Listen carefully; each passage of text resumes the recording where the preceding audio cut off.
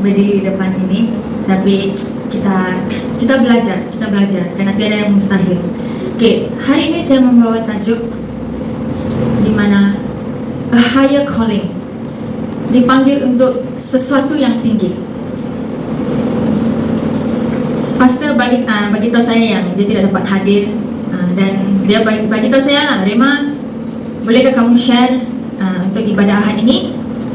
Dan hati saya tidak suka untuk share di depan khayal ramai. Kalau untuk remaja saya masih okey, tapi kalau di umum saya masih ada lagi satu pergumulan itulah. Tapi Tuhan letak di dalam hati saya panggilan untuk sesuatu yang lebih tinggi.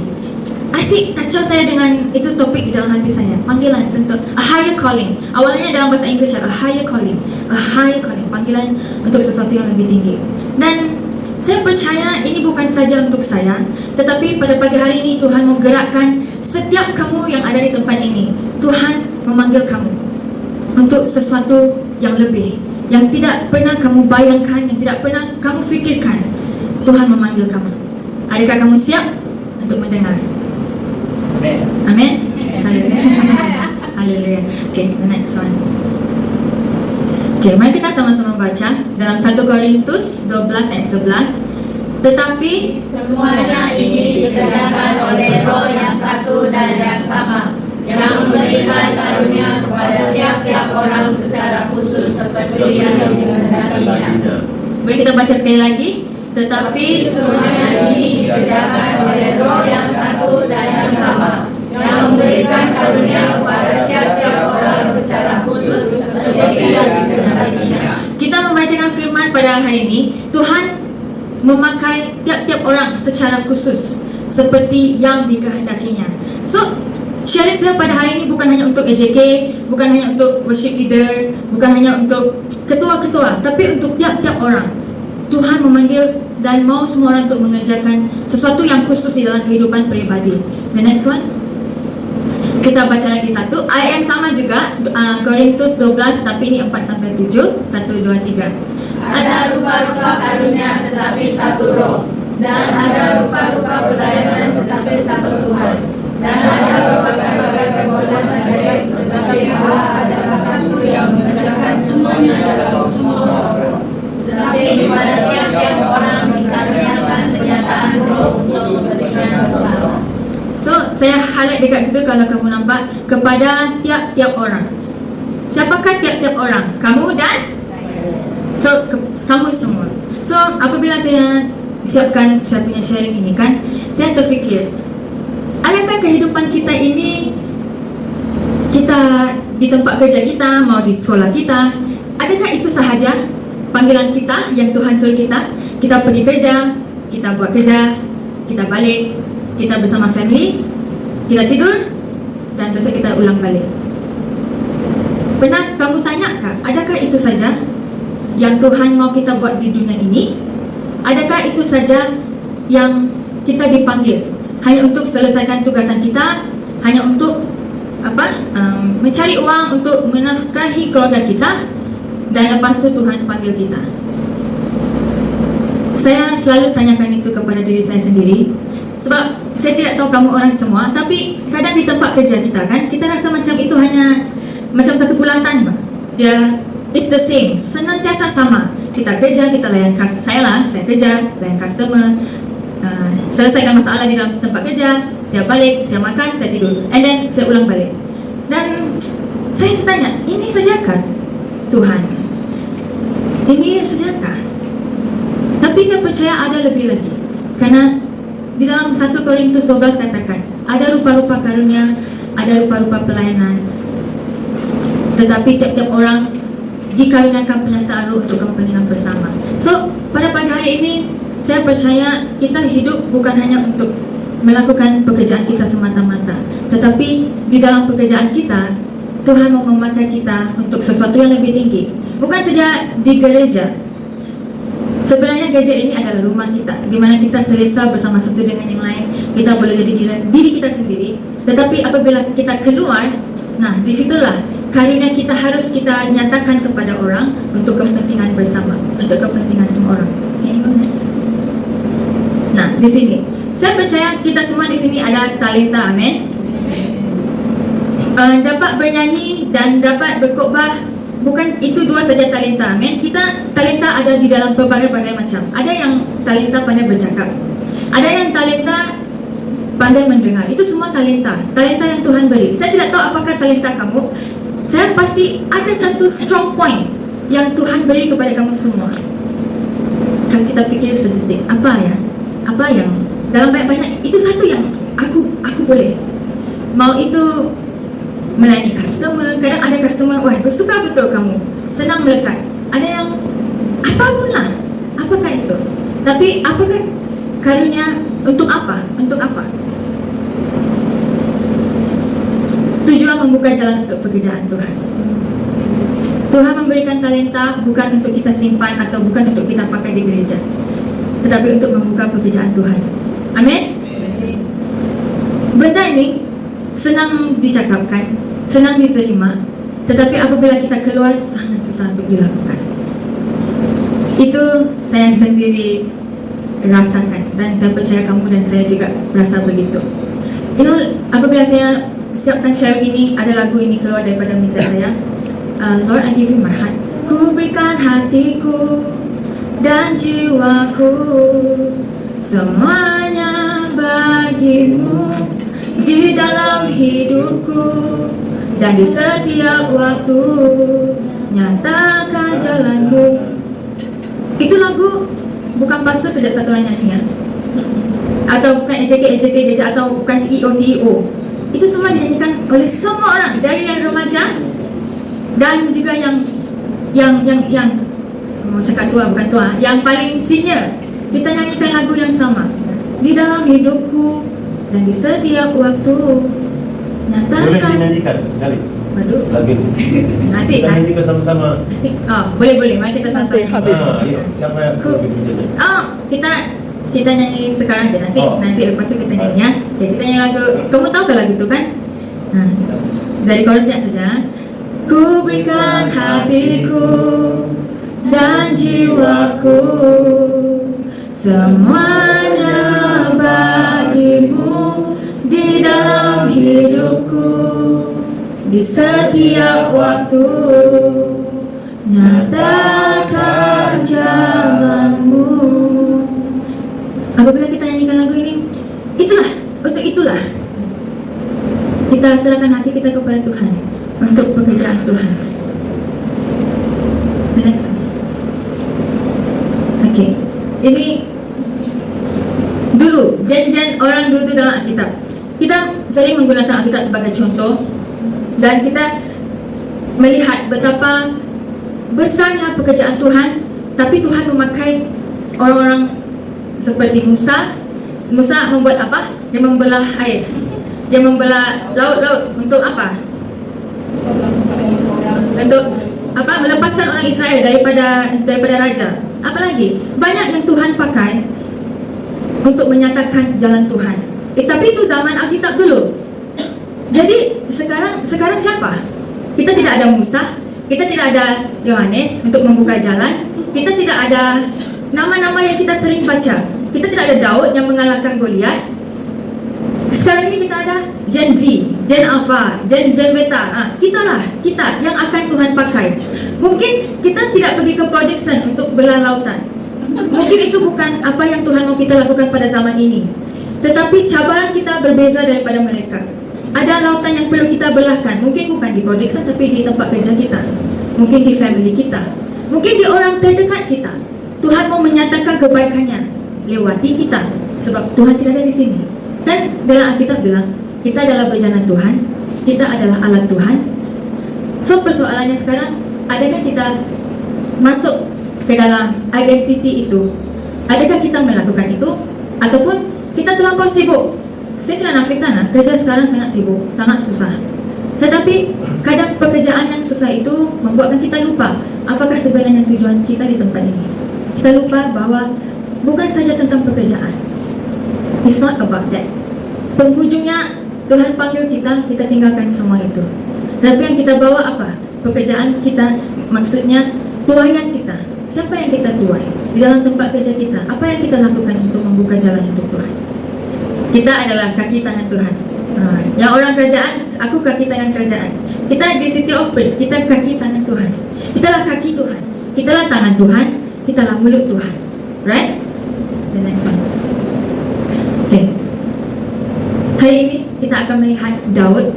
Saya suka ambil contoh-contoh dari Alkitab sebab apabila saya sharing kan, mungkin saya sendiri belum lagi masuk ke dalam panggilan itu. Saya sendiri masih mencari, masih diproses Tuhan. Saya belum sampai lagi tahap itu. Tetapi kita ada orang-orang hebat di dalam Alkitab. Kita pakai, kita ambil dan kita belajar daripada dia. Panggilan Daud menjadi raja.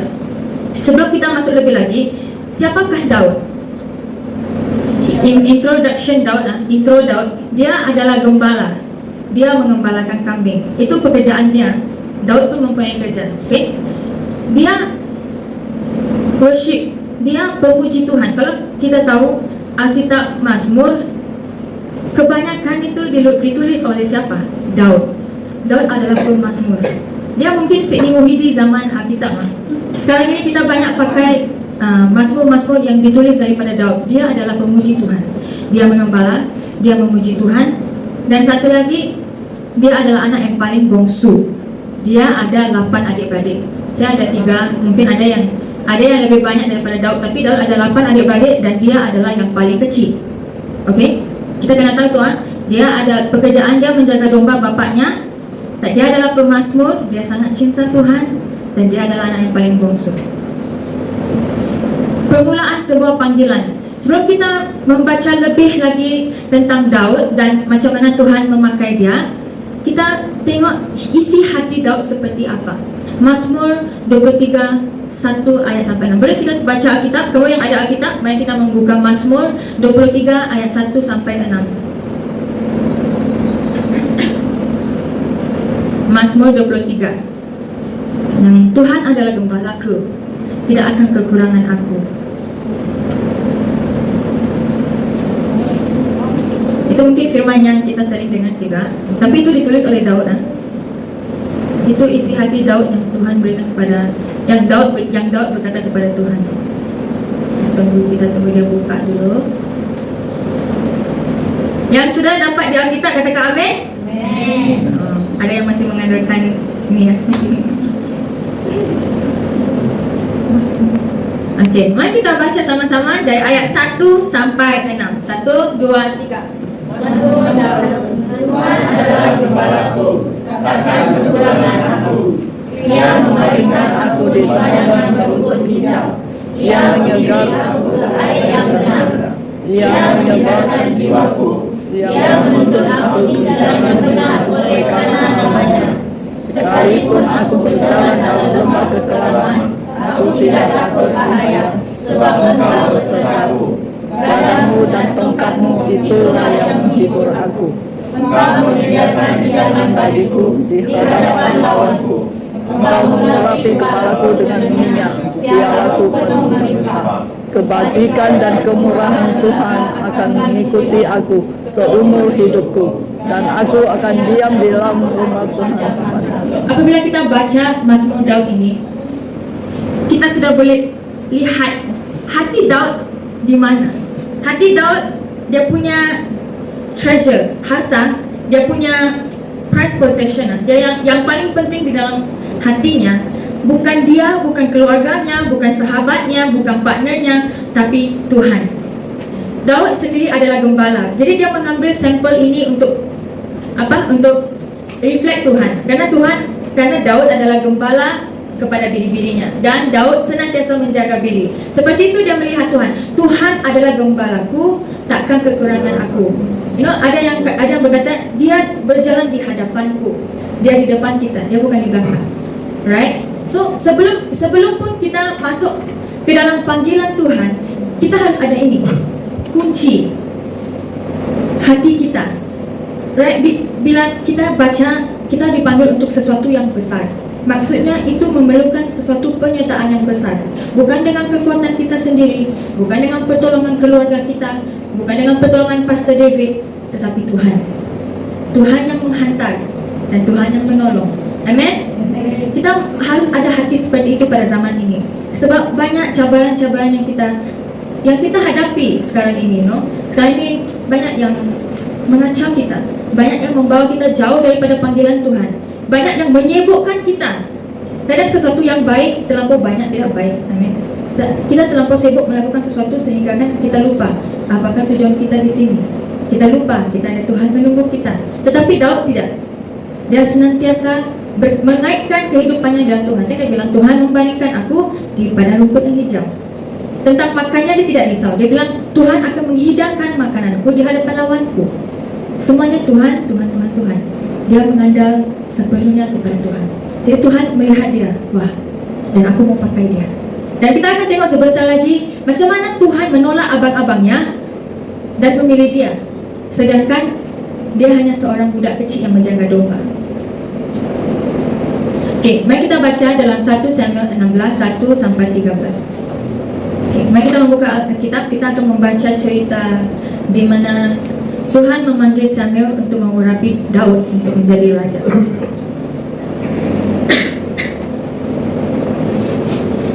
Sudah siap? Kita sama-sama membaca cerita ini ya. 1, 2, 3. Berfirmanlah Tuhan kepada Samuel, berapa lama lagi engkau berduka karena Saul? Bukankah ia telah kutolak sebagai raja atas Israel? Isilah tabung tandungmu dengan minyak dan pergilah. Aku mengutus engkau kepada Isai, orang Betlehem itu, sebab di antara anak-anaknya telah kupilih. Tetapi Samuel berkata, bagaimana mungkin aku pergi? Jika Saul mendengarnya, ia akan membunuh aku. Firman Tuhan, bawalah seekor lembu muda dan katakan, aku datang untuk mempersembahkan korban kepada Tuhan. Kemudian undanglah Isai ke upacara pemakaman itu. Lalu aku akan memberitahukan kepadamu apa yang harus kau perbuat. Urapilah bagiku orang yang akan kusebut kepadamu. Samuel berbuat seperti yang difirmankan Tuhan. Dan tibalah ia di kota Betlehem. Para tua-tua di kota itu datang mendapatkannya dengan gemetar dan berkata, adakah kedatanganmu ini membawa selamat? Jawabnya, ya benar, aku datang untuk mempersembahkan korban kepada Tuhan. Kuduskanlah dirimu dan datanglah dengan aku kepada pengorbanan ini. Kemudian ia mengutuskan Isai dan anak-anaknya yang laki-laki dan mengundang mereka ke upacara pengorbanan itu. Biar mereka itu masuk dan Samuel melihat Eliab, lalu pikirnya, sungguh di hadapan Tuhan.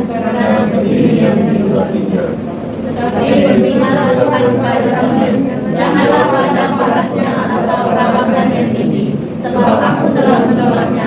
Bukan yang dilihat manusia yang dilihat Allah. Manusia melihat apa yang ada di depan mata, tetapi Tuhan melihat hati. Lalu Isai memanggil orang dan menyuruhnya lewat depan Samuel. Tapi Samuel berkata, orang ini pun tidak dipilih Tuhan. Kemudian Isai menyuruh nama lewat, tetapi Samuel berkata, orang ini pun tidak dipilih Tuhan. Oke, kita stop dulu di situ.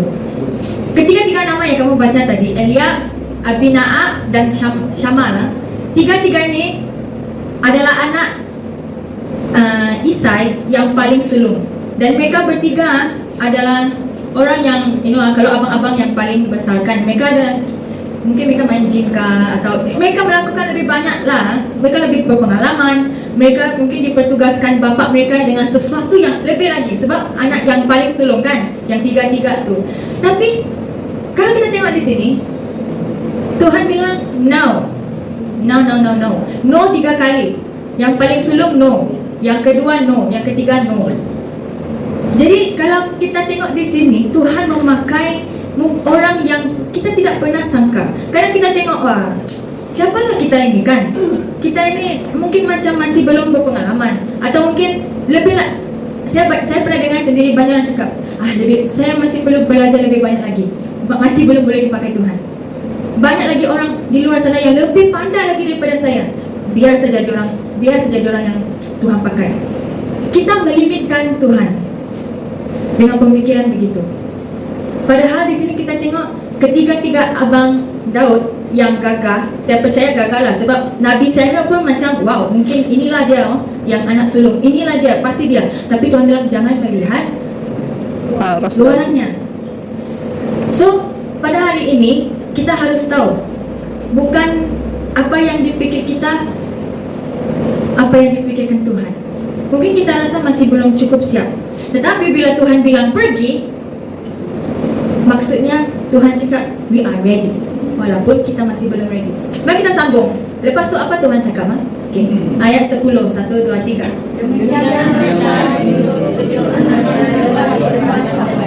Tetapi Samuel berkata kepada Ishai, semuanya ini tidak diberi Tuhan.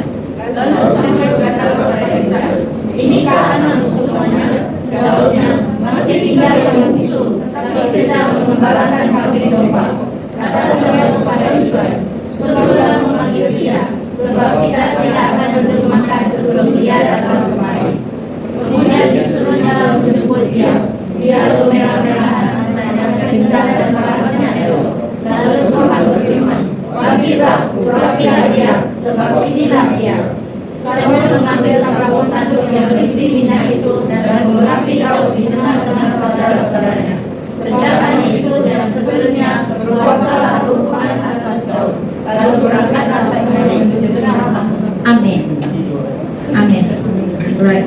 Kalau kita tengok di situ, Tuhan penghujungnya pilih si Daud. Bapaknya pun lupa dia. Bapaknya tinggalkan dia untuk bekerja di ladang sana untuk menjaga kambing-kambing. Tetapi Tuhan tidak lupakan dia. Tuhan menegur si Samuel, bagi tahu si Isai, mana lagi anakmu ini? Adakah lagi? Dan penghujungnya Tuhan bilang dialah yang akan kuurapi. So, jangan pernah kita limitkan diri kita sendiri.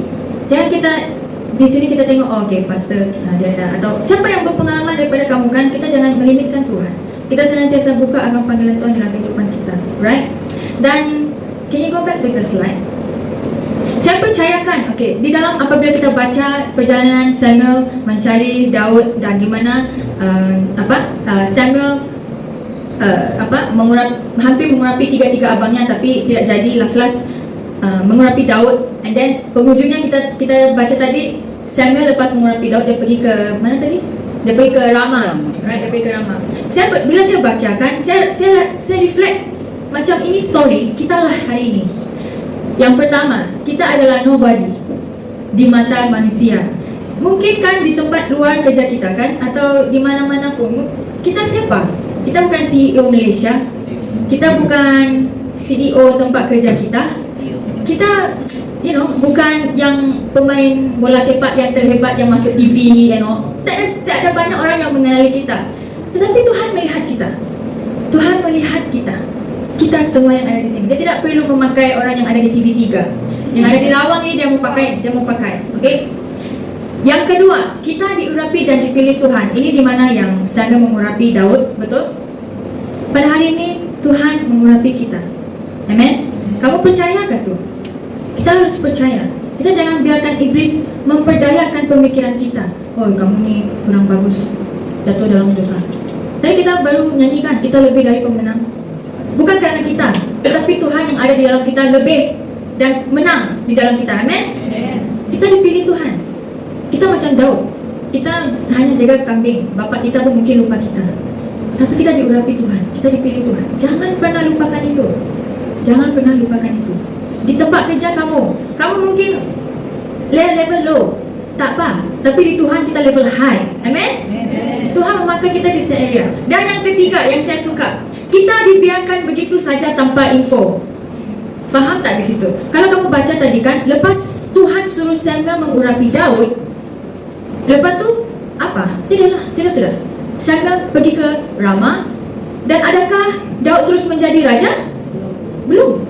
Dan paling lucunya, Samuel tak bagi tahu pun Daud yang dia akan menjadi raja. Betul tak? Tadi kita baca, dia tidak ada bagi tahu apa-apa info. Dia hanya kau diurapi, aku pergi ke Rama.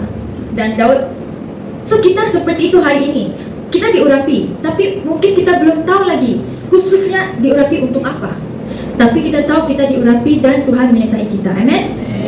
So tanpa info, Daud dibiarkan tanpa info lepas diurapi. Saya Google kan, pada zaman itu kalau diurapi maksudnya itu panggilan yang besar, bukan calang-calang. Panggilan yang khusus yang Tuhan berikan. Dan saya percaya Daud tahu itu. So, apakah kamu rasa Daud rasakan itu? Apalah yang yang aku diurapi ni untuk apa? Kan? So this is us hari ini. Ini adalah kita hari ini. Kita diurapi, kita dipilih, tapi tak ada info yang lebih. Okay, next. Dan selepas Samuel pergi ke Rama, kalau kamu baca konteks yang seterusnya, Daud terus mengembalakan domba-dombanya. Dia pergi balik ke tempat asalnya. Dia tidak bilang, Bapa aku diurapi, aku harus tak boleh jaga kambing lah, mungkin high class sikit. Tak ada. Dia balik ke kerja yang humble, jaga kambing domba. Bukan juga dia suruh, Bapa aku harus ikut abang-abangku pergi berperang sana. Tidak ada. Dia tetap setia melakukan pekerjaannya. Dan kalau kamu baca, dia melakukan pekerjaan dengan excellent, dengan bagus. Kenapa? Kalau kita baca ayat, can you go to ayat 18, 1 Samuel 16 ayat 18.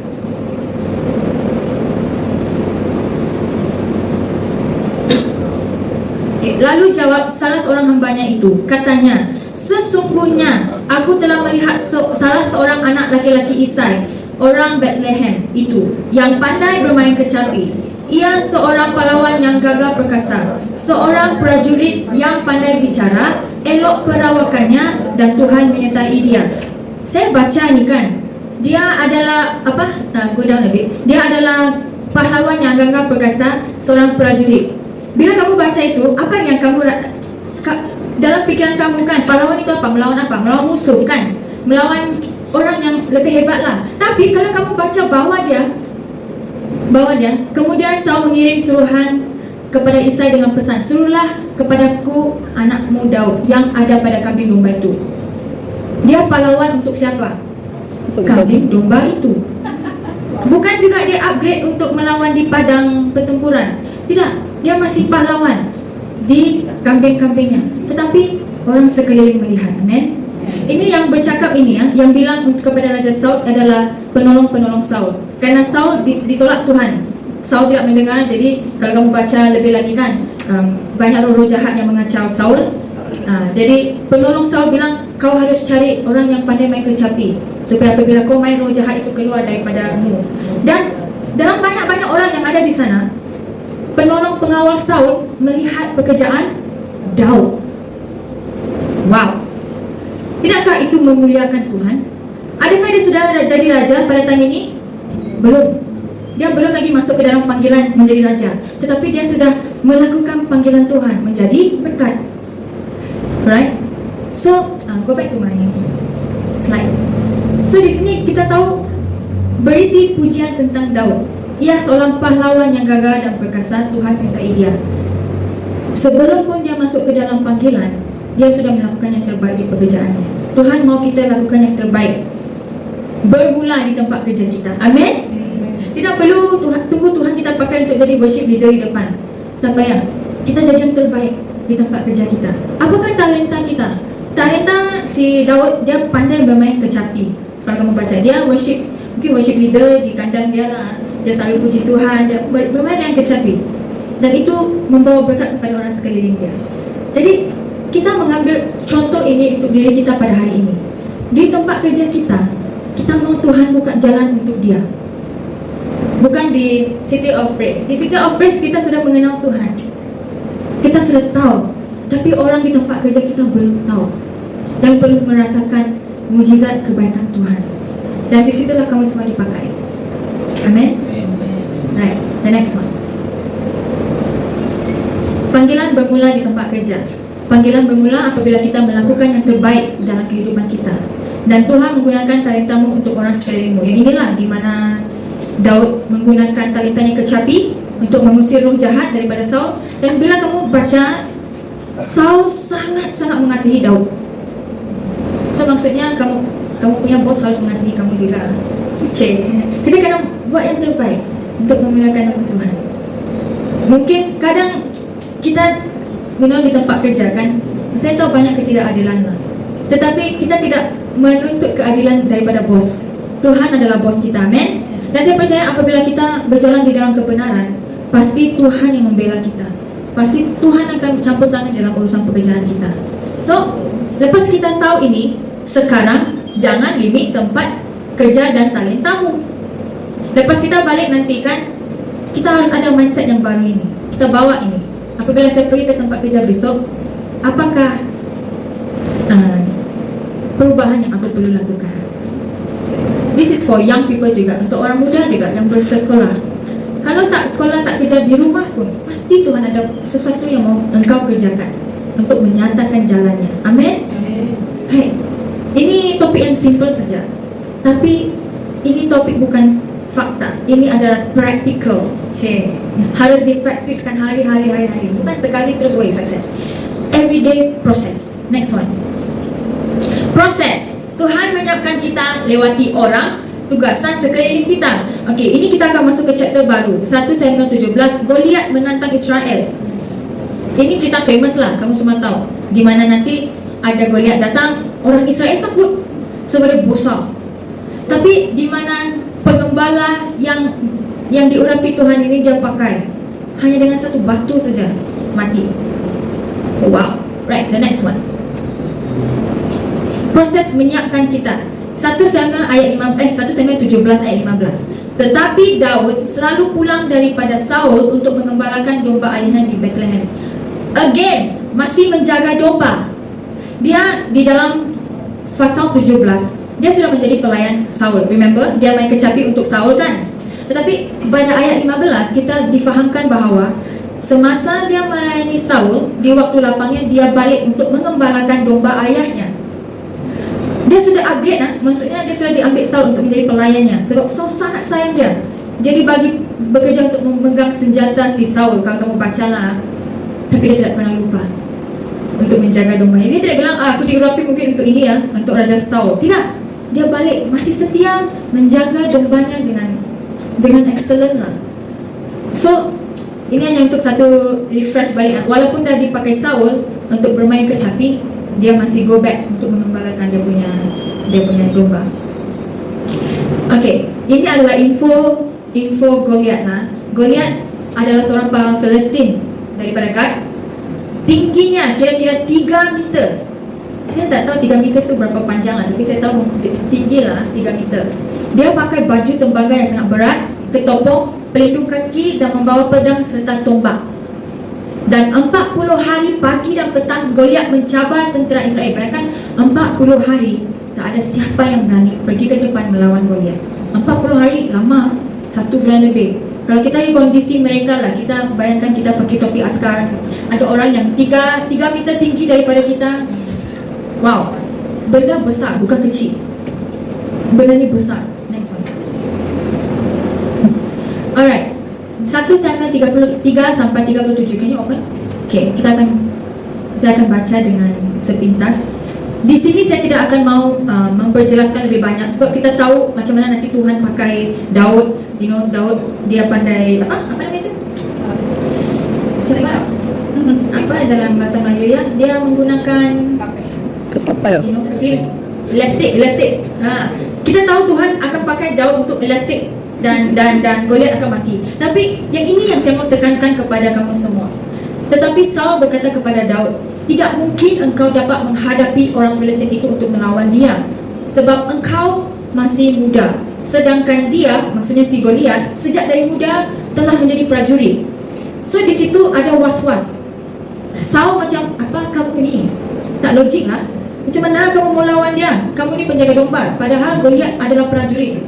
Tetapi Daud berkata kepada Saul, hambamu ini biasa mengembalakan kambing domba ayahnya. Apabila datang singa atau beruang yang menerkam seekor domba dari kawanannya, maka aku menghajarnya dan melepaskan domba itu dari mulutnya. Kemudian apa? Kemudian apabila ia berdiri menyerang aku akan menangkap janggutnya lalu menghajarnya dan membunuhnya. Baik singa maupun beruang telah dihajar oleh hambamu ini. Dan orang Filistin yang tidak bersunat itu, ia akan sama seperti salah satu daripada binatang itu, kerana ia telah mencemooh barisan daripada Allah yang hidup. Bam. Dia tidak bilang aku ada belajar fighting dengan si Saul. Dia tidak bilang abang-abang aku 3 ni warrior yang hebat. Kalau kamu baca di atas, Abinadab, Eliab dengan Syama mengikuti Saul untuk berperang. Dia tidak ambil itu sebagai contoh. Tapi dia bilang apa? Aku beberapa bulan yang lalu, aku menjaga kambing, aku menghajar, membunuh singa, beruang, apa yang datang untuk mengangkat domba aku sudah bunuh dia. Wow. Kalau kamu fikir sejenak kan, kalau dia tidak setia dengan panggilan menjaga kambing, adakah dia dapat bilang begini sama si Saul? Tidak. Dan kalau kita pakaikan ini ke dalam konteks kehidupan harian kita, kita jangan tengok sepele pekerjaan kita pada hari ini. Hanya sapu je mah. Really. Di tempat saya kan, kita semua orang buat semua. Saya cashier, tapi saya juga lap cermin. Orang lihat. Dan kita tidak tahu. Adakah Daud tahu, oi, aku buat ini nanti aku tahu akan melawan Goliat? Dia tidak tahu. Tapi benda yang dia buat sepanjang dia menjaga itu akan membawa satu kemuliaan kepada Tuhan. Amin. So kita reflect. Kita di mana Tuhan mau pakai kita? Jangan, Tuhan tidak memberikan gambaran yang sepenuhnya. Tetapi yang kita tahu, apapunlah Tuhan menyertai kita. Dan kita harus mengandalkan Tuhan dan Tuhan sahaja. Right? Is it, oh hebat dia tahu dia melawan Goliat kan. Aku sudah lawan singa, beruang, aku tarik janggut dia. Untuk melawan Goliat saya tak tahu ada janggut ke tak ada. Tapi dia confident. Dia sudah lihat Tuhan dah bawa dia keluar daripada. Saya rasa kan kalau saya tengok, kalau nanti kita pergi syurga, kalau kita nampak Daud, mungkin ada cara-cara dari beruang. Saya tak tahu apa. Kata orang battle scars. Experience. Itu bukan dari kekuatan dia sendiri. Tuhan Yesus. Dan dia bilang, Tuhan telah melepaskan aku dari binatang ini, apalagi orang yang tidak bersunat, yang mencemooh barisan Allah. Wow. Dah balik. Benda tu besar. Sedih. Can you go back to my slide? Talking from experience. Apabila dia berbahas dengan Saul, dia bukan omong-omong kosong saja. Bukan berita dengar daripada Musa ke, Musa itu Tuhan keluarkan dia daripada Mesir, Musa Tuhan pakai dia untuk buka jalan. Tidak. Dia talking from experience. Dia bercakap dengan pengalaman dia sendiri. Dia yang saksikan, dia yang rasakan, dan dia yang keluar. Pernah mengalami penyertaan Tuhan. Ini penting. Apabila kita mau melawan Goliat, mungkin di dunia ini kita tidak ada Goliat yang 3 meter tinggi lah, tapi pasti ada cabaran yang mendatang, menghadang kita, yang membawa kita atau mau menjatuhkan kita. Pasti ada, guarantee. Itu akan ada. Tetapi dia mengalami penyertaan Tuhan. Kalau kita personal mengalami penyertaan Tuhan, kita sudah tidak takut lagi. So kita boleh bilang, ini lagi satu halangan yang aku perlu lalui, tapi aku pernah mengalami. So aku tahu kali ini pasti akan ada lagi penyertaan Tuhan. Dan yang ketiga, membina keberanian melalui pengalaman. Kadang saya berdiri di sini kan, saya tidak ready. Saya tadi menyanyi pujian penyembahan, sakit perut, nervous. Woi, saya macam mana ya? It's a process. Membina keberanian. Keberanian kita tidak boleh belajar. Tidak boleh kita beli buku di pustaka ramah. Macam mana mau memberanikan diri? No. Pengalaman. Kita melakukan benda yang tidak selesa, dan kita akan grow dari situ. Keberanian. Right? Itu sangat penting. Itu sangat penting. Dan kita harus tahu pada saat ini, kerana aku dan engkau adalah pembuka jalan untuk pekerjaan Tuhan. Kalau bukan kita, siapa lagi? Tidak mungkin anak-anak kita. Kita tidak jadi sampel. Tidak mungkin cucu cicit kita. No, now. Right? Membina keberanian tidak mudah, tapi harus. The next one. Dan kalau kamu baca sendiri, Daud menang dengan hanya begini saja. Jatuh. Boleh bayangkan tak? Saya tak boleh bayangkan. Nanti kita kena, kalau boleh tu sentuhan throwback. Boleh bayangkan dia bosan tinggi. Menang, dilepaskan Tuhan. Tetapi itu semua tidak akan terjadi kalau dia tidak setia pada panggilan mengembalakan dia itu. Daud menang dan dia memuliakan nama Allah. Dia membuka jalan untuk kemuliaan Tuhan. Terus kita baca yang dia masih belum menjadi raja itu 1, 2, 3. Dia masih belum menjadi raja seperti yang dipanggil, tetapi masih melakukan pekerjaan Tuhan. Amin. Saya tidak tahu lah, tapi saya encourage. Saya mau. The next one. Perjalanan kita mungkin tidak sama. Rema, kamu semua, saya mau sebut tapi banyak saya nak mau sebut nama. Saya Rema, perjalanan saya tidak sama dengan kamu. Tapi adakah kita bermain peranan untuk membuka jalan untuk Tuhan? Inilah sharing saya pada hari ini. Kita reflect di dalam pekerjaan kita, family kita. Adakah kita cuba untuk masuk ke sesuatu yang lebih, atau kita hanya this is 1 to 7 o'clock my work and I balik rumah and biasa saja. Pada hari ini Tuhan letak ini dalam isi hati saya, sebab inilah isi hati Tuhan untuk kamu juga. Tuhan tidak mau kita berkembang di City of Praise saja, tapi Dia membawa ke permiaan, tampring. Saya tahu itu 2 sajalah, dan karbo, mana-mana semualah pekerjaan kawan. Semua area, Seri Garing, yang di Seri Garing, di rumah, Tuhan mau pakai. Adakah kita siap menerima panggilan itu? Right? Sharing lah saya lah. Di dalam hati saya kan, dari dulu lagi, saya selalu cakap dengan Tuhan, aku tak mau tinggal di sini terlepas daripada apa panggilan Engkau untuk aku. Aku mau lihat kemuliaan Tuhan dinyatakan oleh diri aku. Saya rindu tu, tapi saya takut, saya tak berani. Itu saya akui. Di tempat kerja saya kan, saya selalu berdoa, Tuhan, siapa yang Engkau mau aku cocok-cocok hari ini? Siapa yang cocok-cocok? Mungkin bukan bermaksud berkongsi firman Tuhan, hanya sepatah, halo, kamu apa kabar? Mana ada orang cakap begitu sekarang kan? Tapi saya selalu berdoa, Tuhan siapa?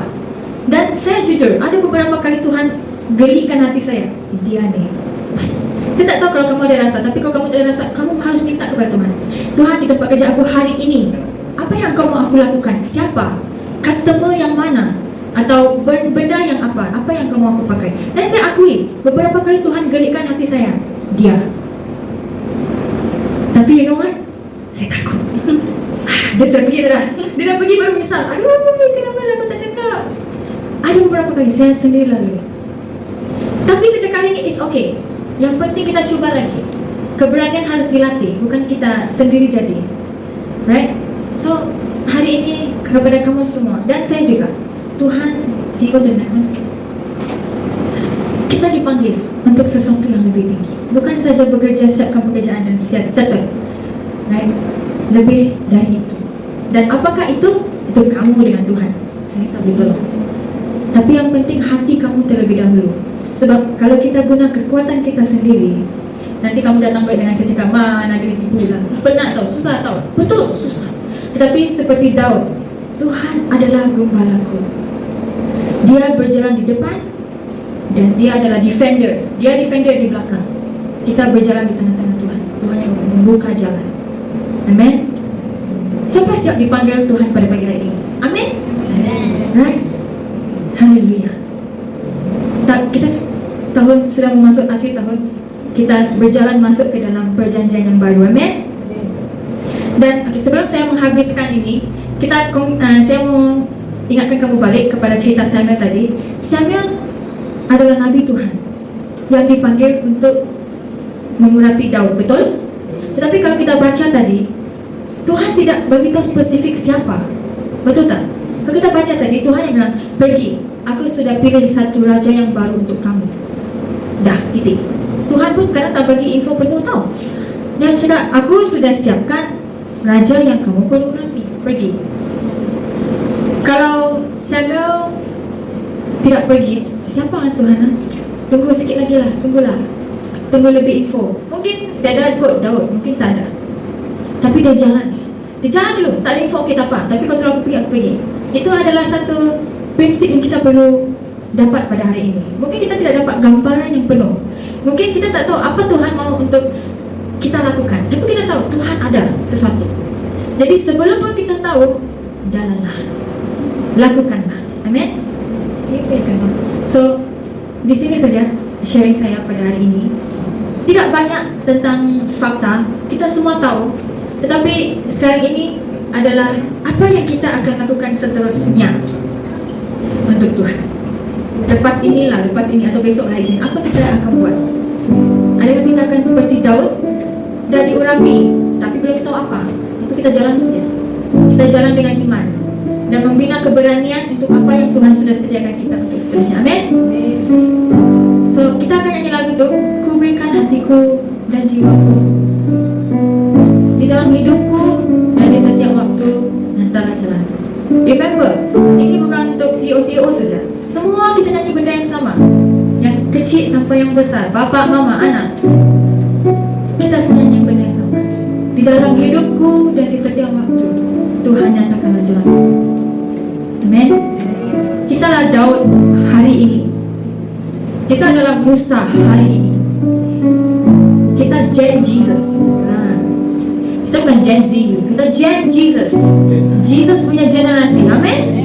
Haleluya. Mari kita sama-sama bangkit berdiri.